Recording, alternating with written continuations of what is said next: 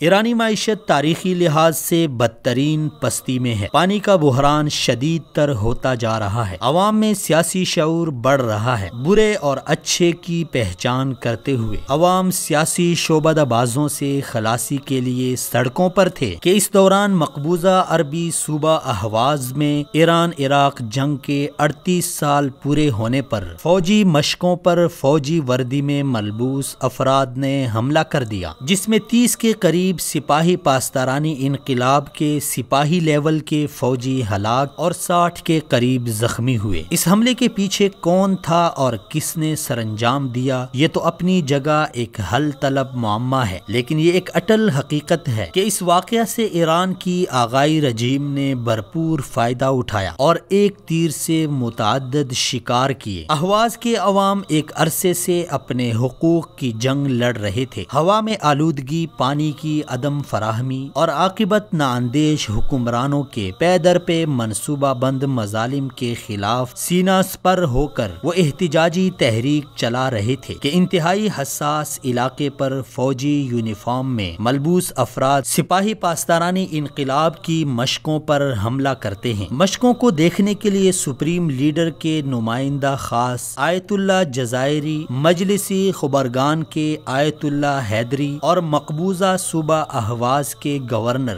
جمال عالمی سمیت کئی اعلیٰ عہدیدار موجود ہیں، لیکن حملہ آوروں کی گولیاں صرف عام سپاہیوں کے جسموں میں پیوست ہوتی ہیں اور اعلیٰ عہدیداروں کو خراش تک نہیں آتی، جس سے اپنی جگہ کئی سوالات جنم لیتے ہیں کہ حقیقت میں یہ کوئی حملہ تھا یا اپنا ہی کیا دھرا کوئی ڈرامہ۔ حملے کے ساتھ ہی ایرانی وزیر خارجہ ایک ٹویٹ کے ذریعے سے دو خلیجی ممالک سعودی عرب اور متحدہ عرب امارات کو حملے میں ملوث قرار دیتے ہیں۔ یوں اس حملے کے ذریعے سے ایرانی حکومت اپنے مخالفین کے لیے ایک زبردست دام تیار کرتی ہے، جس کے بعد اہواز کے عوام نہ تو آلودہ ہوا اور پانی کی عدم فراہمی پر احتجاج کر سکتے ہیں اور نہ ہی استحصالی نظام کے خلاف آواز اٹھا سکتے ہیں، کیونکہ بہر دو صورت ان کو حملے کا قصوروار قرار دے کر ان کے خلاف سیکیورٹی اداروں کی طرف سے کارروائی کا جواز موجود ہے۔ اس کے ساتھ ساتھ اچانک داعش کی طرف سے ذمہ داری بھی قبول کر لی جاتی ہے، جس کے ذریعے سے آغائی رجیم رائے عامہ کو اپنے گھنونے مقاصد کے لیے بآسانی ہموار کر لیتی ہے اور فاش نظاموں کی طرح عوام کو یہ باور کراتی ہے کہ ریاست میں جاری بھوک و افلاس اور کرپشن پر صبر کریں، کیونکہ تمہارا غصب کیا ہوا مال ہم دفاعی وطن پر خرچ کر رہے ہیں۔ اگر آج ہم نے شام و عراق اور یمن کی خانہ جنگیوں سے ہاتھ کھینچ لیا تو ہم داخلی طور پر بدامنی کا شکار ہو جائیں گے اور یوں لوٹ مار، کرپشن اور چار سو پھیلی ہوئی غربت کے خلاف بپھرے ہوئے عوام کو ایرانی رجیم اس حملے کی آڑ میں ڈرا دھمکا کر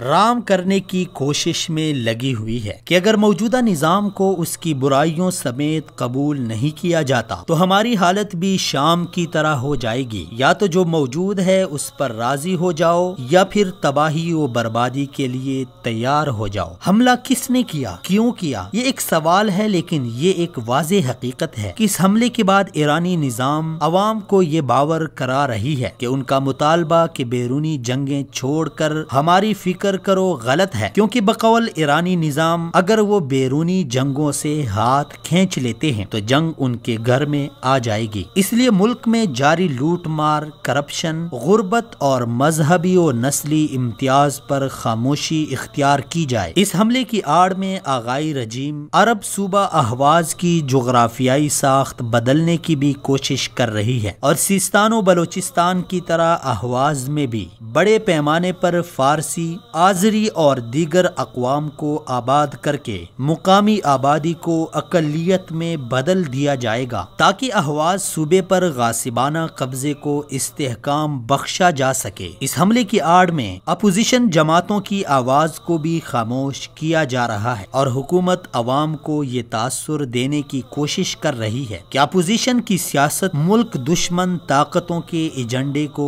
آگے لے کر جانے کے مترادف ہے، اس لیے ان کی سرکوبی لازمی ہے۔ چاہیے تو یہ تھا کہ ملک میں جاری احتجاجی تحریک کو مد نظر رکھتے ہوئے ایرانی حکومت عوامی فلاح و بہبود کے لیے کام کرتی اور بلین ڈالرز کی لوٹی ہوئی دولت کو قومی خزانے میں واپس کرتی، لیکن ہمیشہ کی طرح انہوں نے الٹا مقبوضہ صوبہ اہواز میں ڈرامہ رچا کر اپنے مذموم مقاصد کو جواز فراہم کرنے کی کوشش شروع کر دی ہے۔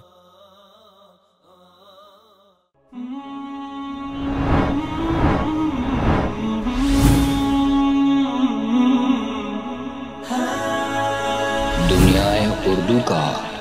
درخشاں ستارہ وصال اردو۔